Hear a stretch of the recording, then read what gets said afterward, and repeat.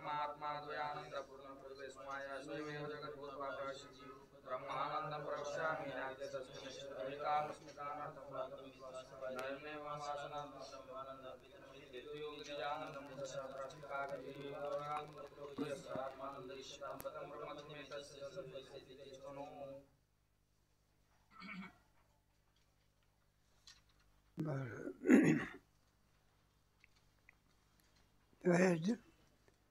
अद्वैतानंदाचं प्रकरण असल्यामुळे अद्वैताची सिद्धी करून सांगतात. त्या अद्वैताचा सगळ्यात निराश करावा लागत असणार. आणि द्वैत कोणामुळे उत्पन्न झालं तर मायेमुळे. ती माया कशी आहे याचं वर्णन आहे तर सांगतात. तिच्यामध्ये शक्ती आहे. ही सर्व काय करते. सामान्य जीवाची माया जर माणसाला स्वप्नामध्ये काय काय दाखवेल हे काही सांगता येत नाही. आकाशातून चालताना दाखवतात. ओव्हरटेक करण्याचं काय नाही. साधी जीवाची माया जर स्वप्नामध्ये नाही ते दाखवते. मग इथं कुणाची माया ही दैवी यशावर. मग ती नसून सगळं जगत दाखवते. असून दाखवते का नसून. स्वप्न हे असून पडतं का नसून पडतं. असून पडतं असं म्हटलं तर जागा झालं तर काय आहे. काही नाही. स्वप्नीचे चेहिले ब्रह्मवेत्ताला काय आहे. म्हणून अद्वैत हेच सुखाला कारणीभूत आहे. द्वैतासारखं दुःख नाही. द्वैत हेच दुःखाला काय आहे कारणीभूत आहे. तेव्हा सगळ्या द्वैताचा निराश कराय त्याला कारण जर असेल तर ही माया आहे. मग ती माया कशी आहे त्याच्याकरता हे आणि श्लोक माया शक्ती कल्पिकाचा इंद्रजालिक निरंश आनंद ब्रह्मस्वरूपाच्या ठिकाणी जगताची कल्पना करणारी कोण आहे. माया शक्ती कल्पिकाचा. म्हणून मायेच्या द्वारा त्याला दृष्टांत देऊन सांगितलं. गारुडी लोक असतात. मग त्याच्या काही मोहिनी करणाऱ्या विद्या जारण मारण उच्चाटन स्तंभन मोहन म्हणजे प्रकार असतात. ज्यांना ती विद्या माहिती आहे ना ते जाऊ द्या. त्याच्याजवळ ते साधनं असतात. अलीकडे असं निघालेलं आहे ते काहीतरी असं ते फडकं असतं की नाही खिशातलं. एखाद्या श्रीमंताच्या नाकाजवळून फडकं निघायचं तरी तो बेशुद्ध पडतो. मग काय करायचं. सगळे दागिने बिगिने काय करायचे. पाकिट बिकीट काय करायचं. पाकिटातले पैसे काढून पाकिट फेकून द्यायचं का खिशात त्याच्या ठेवायचं त्याच्यात. आणि तो जागा झाल्यावर पाहतो पाकिटात पैसे कुठे आहे. अलीकडे अशा विद्या निघालेल्या आहे. जाऊ द्या. पण जशी गारुड्याची विद्या नाही ते दाखवते त्याप्रमाणे. आणि माया ब्रह्मस्वरूपाच्या ठिकाणी जगत नसताना काय करते दाखवते. आणि आहे तो परमात्मा झाकते. आहे कोण परमात्मा तो मात्र दिसत नाही. नसलेला दिसल्याशिवाय ती शक्ती कशी आहे. शक्ती याला काही म्हणता येत नाही. शक्ती शक्तिमान पुरुषावरून भिन्न नाही. पण मग अभिन्न मला अभिन्न मानता येत नाही. प्रतिबंधच दृष्टत्वात प्रतिबंध दिसत असल्यामुळे शक्य व्हावेच तुला प्रतिबंधमय अग्नी आहे पेटलेला. हात लावला तर काय करतो तो पडतो. एक मनी मंत्र असतो बा मनी. मनी जर ठेवला तर शक्ती जाळण्याचं काय करीत नाही. प्रतिबंध किंवा मंत्रामध्ये शक्ती आहे काय कशात. त्या अग्नीतून जरी चालले तर पाय काय होत नाही. मंत्रातली शक्ती आहे. आता मंत्रविद्या वगैरे तर संपली सगळी. आता विज्ञान युग आलेलं आहे. आता मंत्र त्या मंत्राने साप उतरवतात. ते विद्या नष्ट झाल्यामुळे आता औषधीने काय करायचं. मग ते औषधी जमले तर जमले नाही. सर्पामध्ये सामान्य असते का प्रत्येकाच्या ठिकाणी असलेलं विष भिन्न भिन्नच्या जातीच्या प्रमाणे. अस्सल नाग असला तर काय नाही तिथंच संपवून टाकलं. ते गुरुजी सांगायचे शांताराम गुरुजी. ते म्हटले कोकणाच्या ह्याच्यामध्ये असे काही साप आहेत चावल्यानंतर मरतो असं नाही. त्याच्या तोंडातून हवा आली ती सुद्धा काय करते तो जहाल विष आहे. कशा करता हे आपलं चाललेलं आहे. म्हणून प्रतिबंध दिसत असल्यामुळे आपल्याला ती तत्स्वरूप आहे असं म्हणता येईल. म्हणजे नाहीच म्हणा की काय म्हणा, शक्ती नावाची परब्रह्मस्वरूपाच्या ठिकाणी शक्ती नाहीच. तिचा त्रैकालिक अत्यंत प्रतिबंध होतो. ज्या अर्थी प्रतिबंध होतो त्या अर्थी शक्ती काय केली पाहिजे. पुढचा श्लोक. शक्ती कार्याने मेहनत्वात अकार्य प्रतिबंधनम ज्वलतोपि अग्न्यादाय शांत मंत्रादी प्रतिबंधता. शक्ती हे कार्याने मेहनत्वात. शक्ती दिसत असते का, मग आहे कशाने, ते कार्यावरून. त्याच्या ठिकाणी शक्ती असली आहे का. परीस लोखंडाला लागला तर लोखंड काय होतं, मग परिसरामध्ये शक्ती काय केली पाहिजे. एखादा साप चावला तर मग मरतो. म्हणजे विषयामध्ये काय असली पाहिजे, शक्तीचं प्रकरण काय केलं पाहिजे, मानलं पाहिजे. अमृताचा लेश गेला तरी सुद्धा आणखी तो जिवंत होतं. प्रत्येकामध्ये तिथे भिन्न भिन्न काय असते प्रतिबंधन. जळत हो अग्नी दहे शान मणिमंत्रादी प्रतिबंध. जाळणारा जरी अग्नी असला पण मणिमंत्र त्याच्यासमोर जर ठेवले तर तो अग्नी जाळण्याचं काम करू शकत नाही. यावरून त्याच्या ठिकाणी दाहक नावाची शक्ती काय गेली आहे. एक प्रकाशक शक्ती असते, एक दाहक शक्ती असते. अग्नीमध्ये दोन्ही शक्ती आहे, दाहक शक्ती आणि पुन्हा कोणती आहे, प्रकाश शक्ती आहे.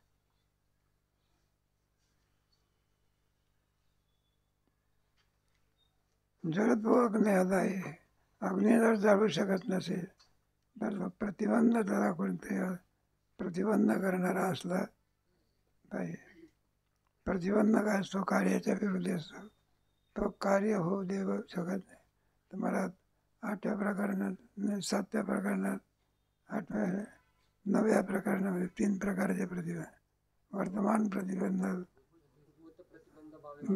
भावी. जोपर्यंत त्या बाईचं ध्यान आहे तोपर्यंत बुवा काय पाठ सांगतो कोणाला पाहिजे. त्याच्या चित्तातला काय काढला म्हणलं की त्याला ज्ञान व्हायला का जाईल, असं आहे ना. हो पाठ करते वेळी नाश्त्याचा प्रतिबंध आहे तसं. हो हे काय करत नाही, पाठ होऊ देत नाही.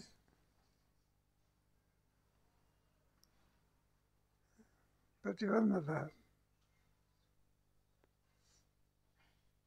ते तुमच्या 3 प्रतिबंध गेले की आरंभ प्रतिबंध, परिणामी विवर्त, हे सगळे काय तेव्हा आरंभ 3 घेतलेले आहेत त्याच्या.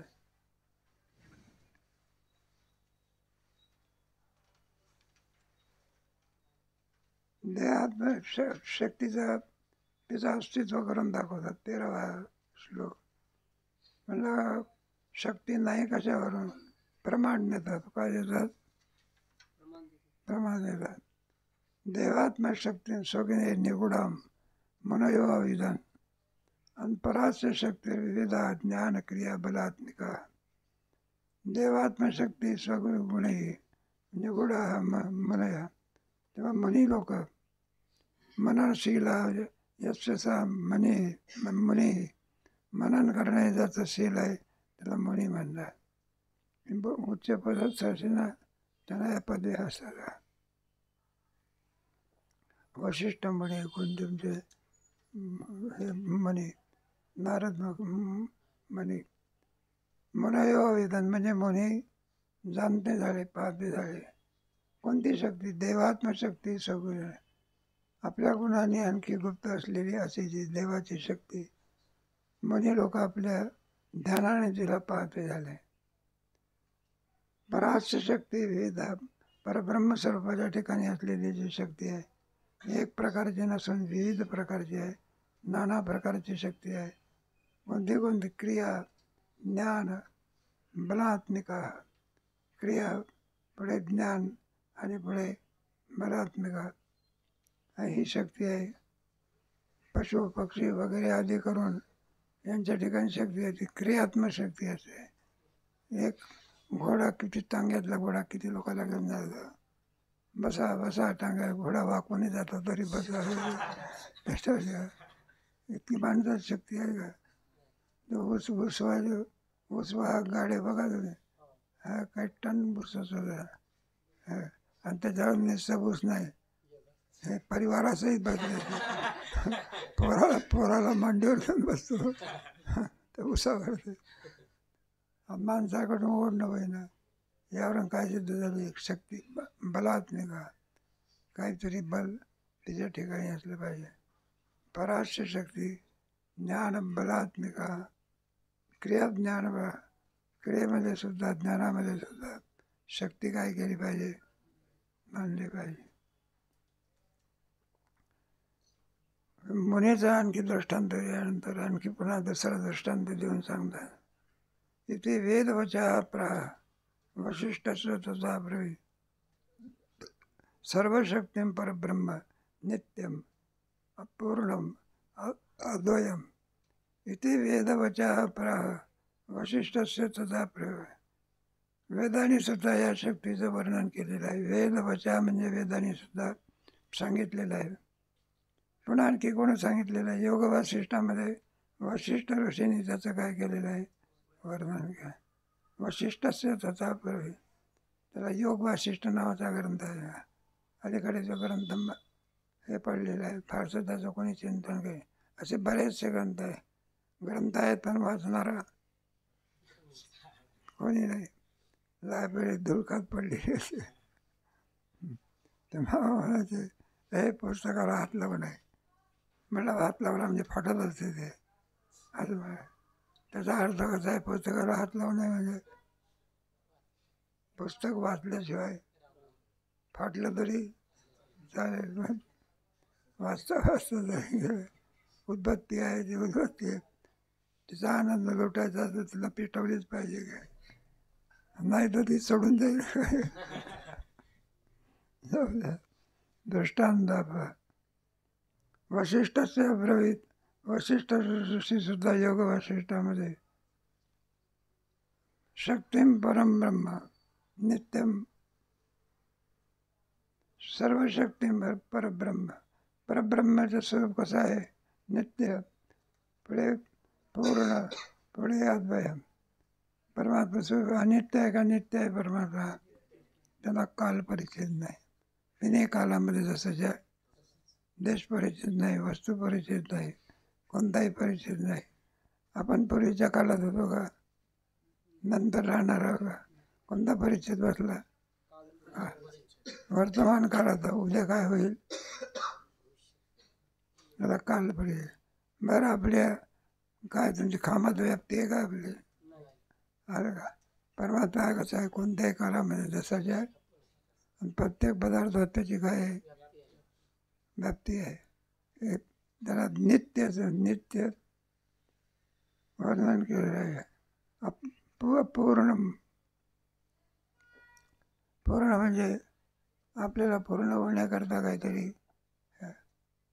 एखाद्या बॅरिस्टरची परीक्षा झाली, वकिलीची परीक्षा पूर्ण संपा.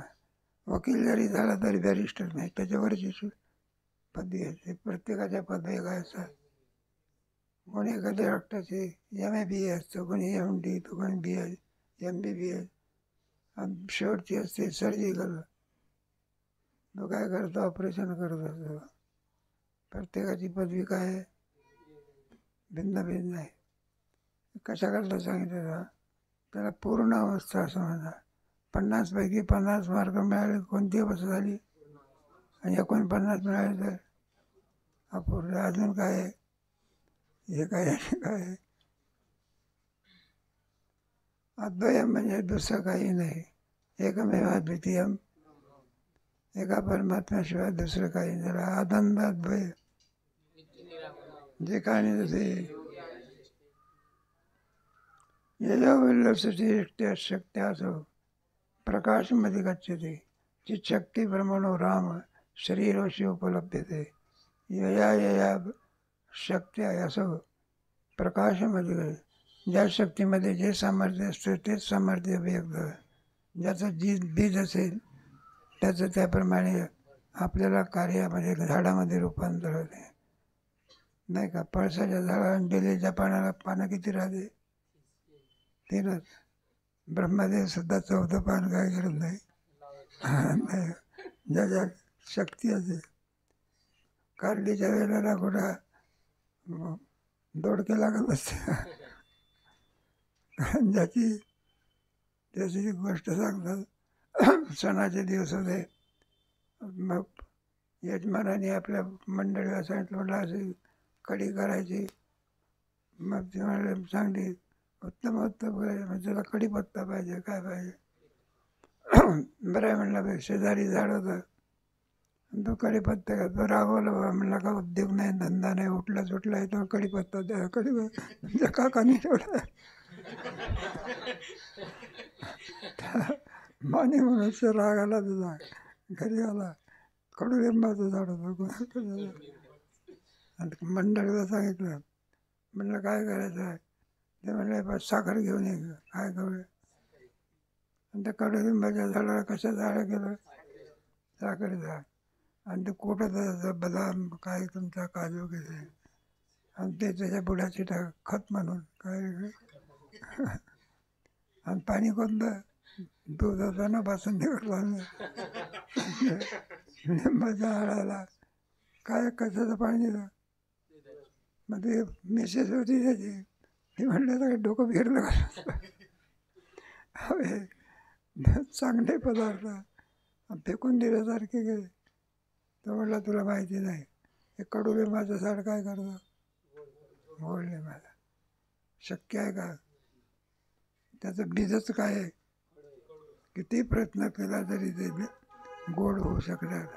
ज्याची जी शक्ती आहे तीच त्याच्यातून काय होतं? उत्पन्न.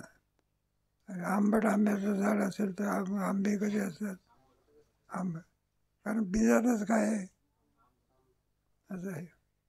दुसरा शब्द जास्त सांगू नये, संपूर्ण आहे. इस्लाम कभी मित्र होता नाही. बीजच तसं आहे.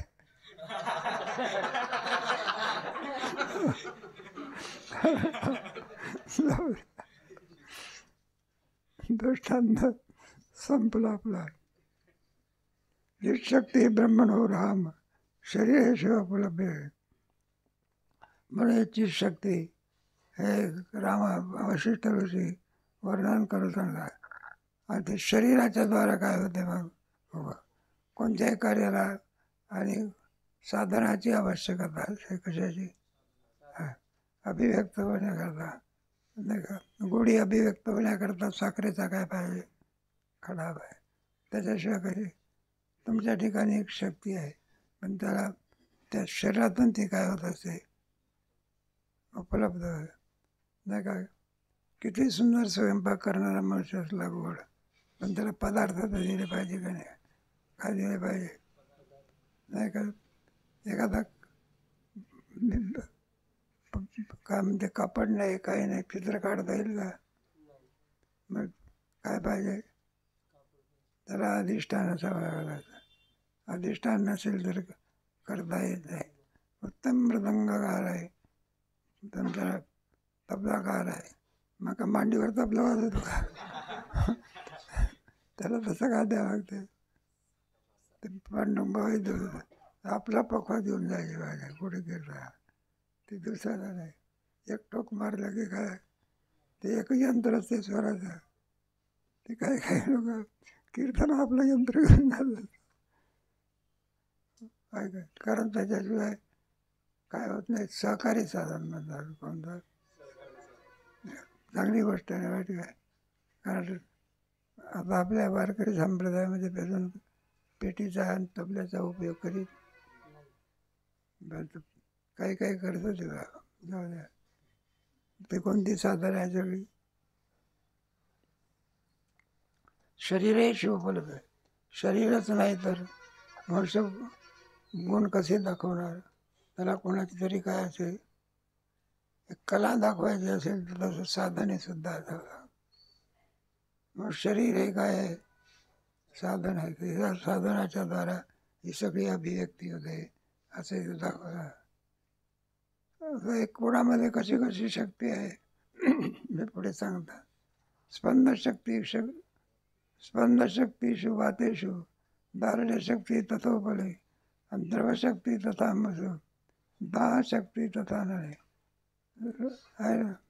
रूप स्पंदशक्ती वातेषु हव्यामध्ये, हवेमध्ये कोणती शक्ती आहे? वायूमध्ये स्पर्शशक्ती आहे. दारुण्यशक्ती तथोपले, नाही का, दगडामध्ये कोणती शक्ती आहे? दार्ढ्य म्हणजे कठीणपणा. कसा जर मातीचा ढेकोळ असं करता येतं, खडा घेतला तसं करता येतो का? कोणती शक्ती आहे? दार्ढ्य. घनदाट अशी शक्ती आहे. प्रकार पुढे एक एक एक एक आणि चाललेलं आहे. द्रवशक्ती तथा मसु, पाण्यामध्ये कोणती शक्ती आहे? पातळपणा. किती पातळ आहे पाणी? इतकं पातळ आहे का कोणी? कसं का पदार्थात शिरते कळत नाही, पण शिरल्याशिवाय ते पातळ आहे. पातळ शक्ती त्याच्याबद्दल तथा मसु. दाह शक्तीचा सुंदर. अग्नीमध्ये कोणती शक्ती आहे? हात लावता येतं का अग्नीला? शून्य शक्ती तथा आकाशे, आकाशामध्ये शून्य शक्ती आहे. नाशशक्ती विनाशिनी, विनाश म्हणजे नाश पावणाऱ्या पदार्थामध्ये कोणती शक्ती आहे? नाही. किती करा जो पदार्थ ज्या आपल्या जातीवर शरीराला किती जरी रक्षण केलं तरी ते केव्हा ना केव्हा जरी आपल्या याच्यावर गेल्याशिवाय काही करा, किती केसाला आणखी तेल लावा का उठणे लावा का काय करा, एक दिवस ते काळेपणा सोडून पांढरं झाल्याशिवाय एक एक एक एक शक्ती हे सांगितले. शून्य शक्ती झालं विनाशिनी. आणि यथा अंडे अंतर महासर्प, एखाद्या अंड्यामध्ये कोणता साधा शब्द आत जरी त्याच्यातून एवढ्या प्रमाणात नाही, तेवढाच राहतो की एवढा मोठा होतो. निघते वेळी लहान दिसतो पण थोडे मोठा होतो. यथा अंडे महासर्प जगत असती तथात्मे, त्याप्रमाणे आत्मस्वरूपाच्या ठिकाणी जगत शक्ती काय केली पाहिजे? मानलीच पाहिजे. आता एक फळाचा दृष्टांत, झाडाचा दृष्टांत दिला. त्या बीजामध्ये कोणती कोणती शक्ती येते? बीज आहे त्याच्यामध्ये, मग त्याच्यामध्ये फळं. झाडाला काय येतात? पत्र म्हणजे पानं, लता म्हणजे वेली, पुष्प म्हणजे फुले, शाखा म्हणजे फांद्या, बिटप म्हणजे मुळे. या सर्व कोणामध्ये त्या बीजेमध्ये. बीज दिसायला किती आहे? एवढं. पण हे सगळं वडाचं बघा तुम्ही, किंवा आंब्याचा विशाल वृक्ष बघा, त्याच्यामध्ये आणखी सगळं पाहायला मिळतं आपल्याला. ननोबीजे यथाशक्ती येतं ब्रह्मणी स्थितम. ननोबीजे यथा वृक्ष, वृक्षाच्या ठिकाणी जसं पत्र, फल, पत्र, लता, पुष्प, शाखा, मुळे वगैरे असतात, त्याप्रमाणे ब्रह्मस्वरूपाच्या ठिकाणी यथेदम आणि ब्रह्मणी जगत, त्याप्रमाणे ब्रह्मस्वरूपाच्या ठिकाणी जगत नावाची मायेच्या कार्यामध्ये असलेली शक्ती काय असते? गुप्त रूपाने येते. कोणत्या रूपाने? जसं बीजाला भूमीचा आणि पाण्याचा संबंध झाला म्हणजे मग अंकुराच्या द्वारा काय होते? प्रकट. अंकुर आणि पाणी हे सहकारी साधन आहे आणि बीज त्याच्यामध्ये उपादान कारण आहे. भाजलेलं जर शेंगदाणा असेल तर कुठं निघतं? किती पाण्यात ठेवा का काय करा, कारण त्याच्यातलं बीज काय झालं?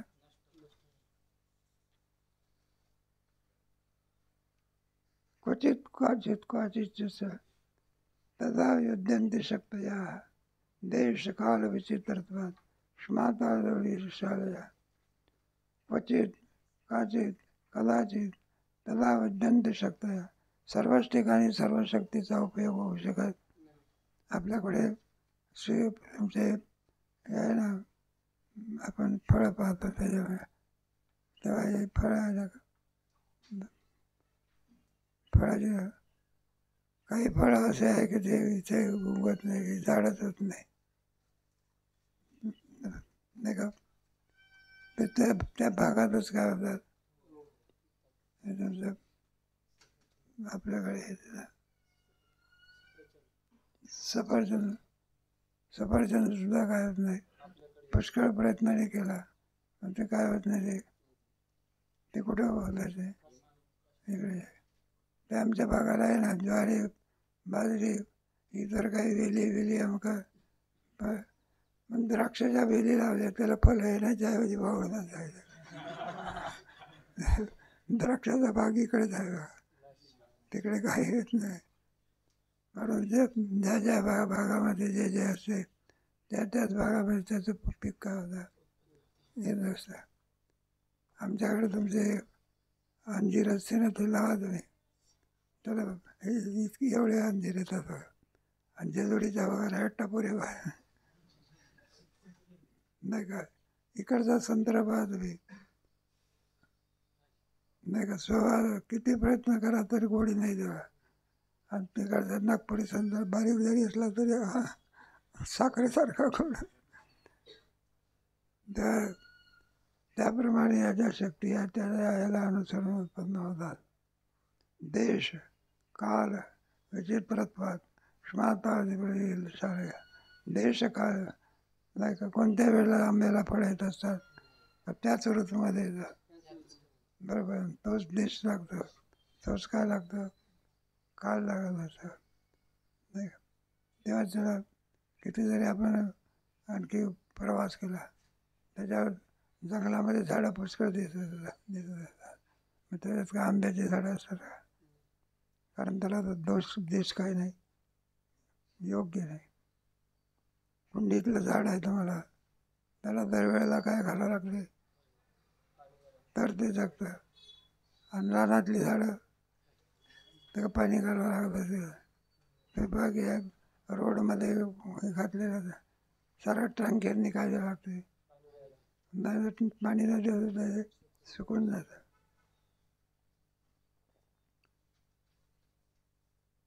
क्वचित काचित कालाची होत्या तस्माद उदंती शक्तया देश काल विचित्रत्वात शाळा. ज्या वेळेचा जो असेल त्याच देशामध्ये त्याच काळामध्ये आणि उत्पन्न होत असते. क्ष्मादल म्हणजे क्ष्मा म्हणजे पृथ्वी, शाळा म्हणजे तीच पीक त्या ह्याच्यामध्ये येत असते. त्याप्रमाणे खालच्या श्लोकामध्ये याचा अधिक विचार केलेला आहे. होते ज्ञानेश्वरी तेवढी मागे आहे. हे प्रकार आहे. पुढे 14 आणि परीक्षा 15 मध्ये काय नाही. चातुर्मासामध्ये 2 राहतात, कोणते 14 आणि 15. आणि याच्यामध्ये आपले झाले गेला 11, 12, 13 आणि 13. 14 एकच प्रकरण येतात, ते सहज होऊ शकेल. 29ला तुमची काय परीक्षा आहे ना? आजची किती तारीख आहे? म्हणजे उद्याचा दिवस. बरं, मग घेऊ की आपलं मागचं बघू की थोडं. आता इथेच थांब.